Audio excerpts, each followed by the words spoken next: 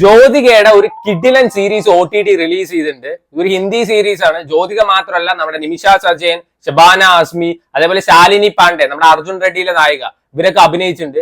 കിഡിലൻ കാസ്റ്റ് ഉള്ള സീരീസ് ആണ് ഡബ്ബ കാട്ടൽ. സോ ഞാൻ ആദ്യം വായിച്ചത് ഡാബ കാട്ടൽ എന്നാണ്. ഞാനിങ്ങനെ ആലോചിക്കും, എന്തോന്ന് ഡാബ, എന്തോന്ന് കാട്ടൽ. സോ ഇത് ഡബ്ബ എന്ന് ഇവർ ഉദ്ദേശിക്കുന്നത് നമ്മളെ കാരിയറിൽ വന്നിട്ട് ഭക്ഷണമാക്കി കൊടുക്കില്ലേ, അതിന്റെ ബിസിനസ് ആണ് ഇവർക്ക്. ശാലിനി പാണ്ഡെക്കാണ് അതിന്റെ ബിസിനസ്. അപ്പൊ ശാലിനി പാണ്ഡെയുടെ വീട്ടിലത്തെ മെയ്ഡ് ആണ് നമ്മുടെ നിമിഷ സജയൻ.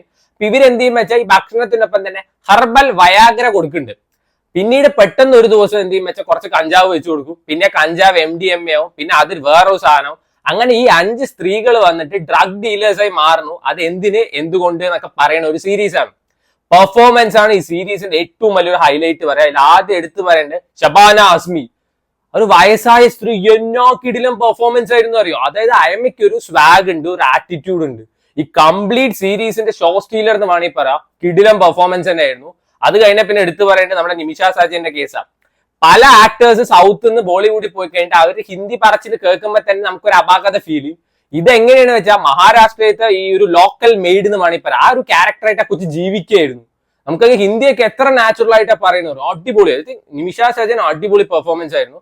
ജ്യോതിക പിന്നെ റീസെന്റ് സ്ക്രിപ്റ്റ് സെലക്ഷൻ ഒന്നും പറയണ്ട. ശ്രീകാന്ത് ആയാലും ചെയ്ത്താൻ ആയാലും അതേപോലത്തെ ഇപ്പൊ ഡബ്ബ കാട്ടലായാലും നല്ല പെർഫോമൻസ് തന്നെ ആയിരുന്നു. പക്ഷെ എന്താ വെച്ചാൽ ഭയങ്കര റെപ്യൂട്ടഡ് ആയിട്ടുള്ള ഒരു ക്യാരക്ടർ, സൊസൈറ്റിയിൽ ഭയങ്കര നിലയും വലിയുള്ള ഒരു ക്യാരക്ടറുള്ള റോൾസ് ആണ് ഇപ്പൊ ജ്യോതിക എടുക്കുന്നത്.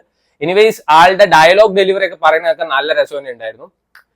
ശാലിനി പാണ്ഡെയും കുഴപ്പമൊന്നുമില്ല. ശാലിനി പാണ്ഡെ എങ്ങനെയാണെന്ന് വെച്ചാൽ ഒരു ഹൗസ് വൈഫ്. എനിക്ക് എന്റെ ഭർത്താവ്, എന്റെ കൊച്ചുങ്ങള്, വീട്ടിലത്തെ കാര്യം അതൊക്കെ മതി കൊണ്ടിരിക്കുന്ന ഒരു ക്യാരക്ടറാണ്.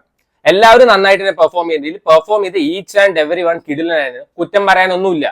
ഈ സീരീസ് തുടങ്ങുന്ന സമയത്ത് ഒരു ആക്സിഡന്റ് നടക്കുന്നുണ്ട്. അപ്പൊ ആക്സിഡന്റ് സ്പോട്ടിൽ നിന്ന്, അതായത് ഒരു കൊച്ചിങ്ങനെ ഉറങ്ങി വണ്ടി ഓടിക്കുന്നുണ്ട്. അപ്പൊ നമ്മൾ വിചാരിക്കുന്ന അവര് ഉറങ്ങുകയല്ലേ, വണ്ടി നിർത്തിക്കൂടെ എന്ന് പോയൊരു വണ്ടി കൊണ്ട് അലക്കും.